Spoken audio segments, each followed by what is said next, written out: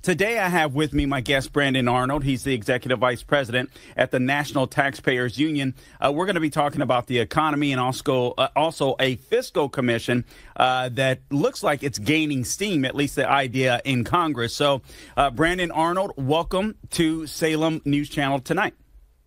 Thanks so much for having me.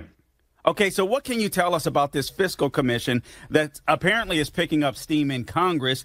You say here that this could be great news for taxpayers, people like you and I, obviously, but there are plenty of potential pitfalls. Please explain.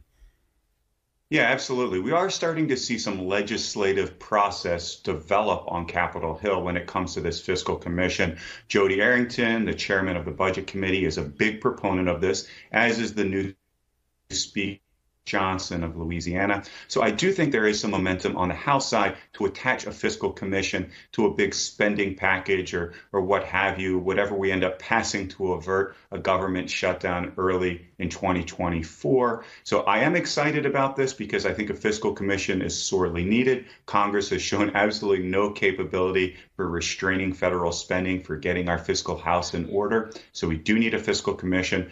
But again, the devil's in the details here. So hopefully they're going to not just pass one, but pass a good one that has teeth that can actually do something about this enormous problem.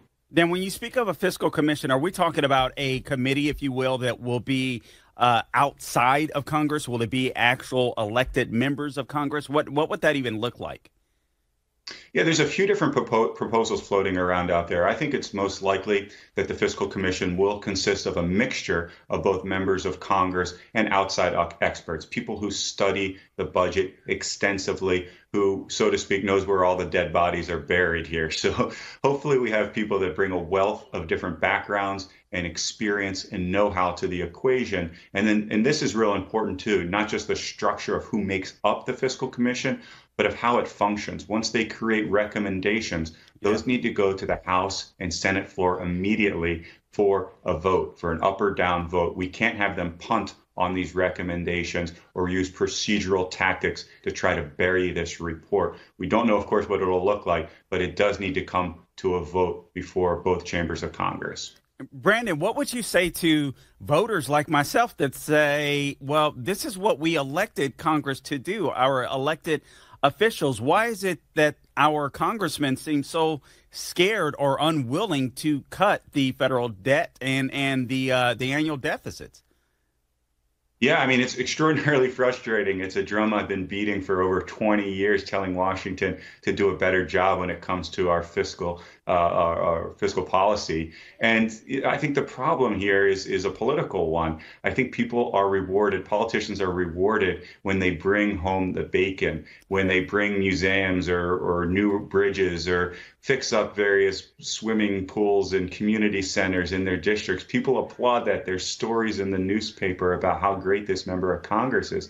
But nobody really gets a pat on the back when they cut spending, when they start to improve our fiscal condition. So all the incentives point to spending more. Very few politicians get rewarded for doing the right thing, which is prioritizing spending and cutting things that we do not need or that are duplicative in nature. So that's the real problem. And I'm not saying because I support a fiscal commission that I want to give Congress a free pass to the additional work that needs to be done. But this is just an added tool in the toolbox in ways that we can address our fiscal condition and look more holistically at the federal budget, not just the discretionary budget, which is what Congress has to pass each and every year, but also the mandatory budget, which includes the huge entitlement programs like Medicare, Social Security, and Medicaid.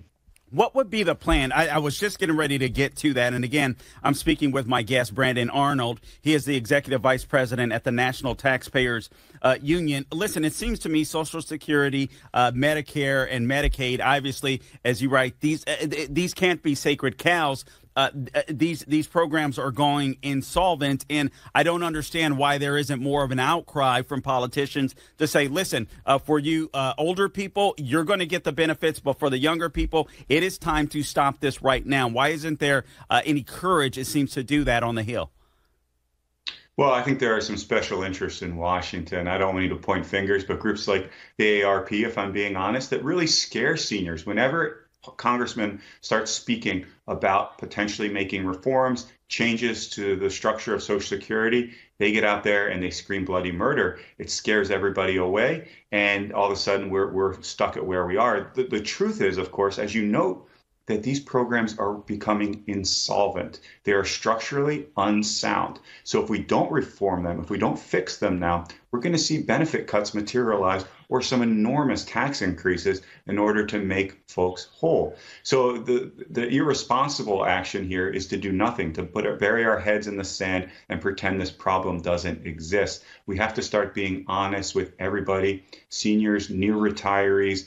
Everyone needs to know what the situation is here. Read those reports that come out of the Social Security trustee, the Medicare trustee's office that say these programs are going bankrupt. They need to be shored up if we're going to protect future generations of Americans. Brandon, we only have a couple of minutes left, and I want to try to get in a couple of questions with it, so perhaps you can just a quick speed round, if you will.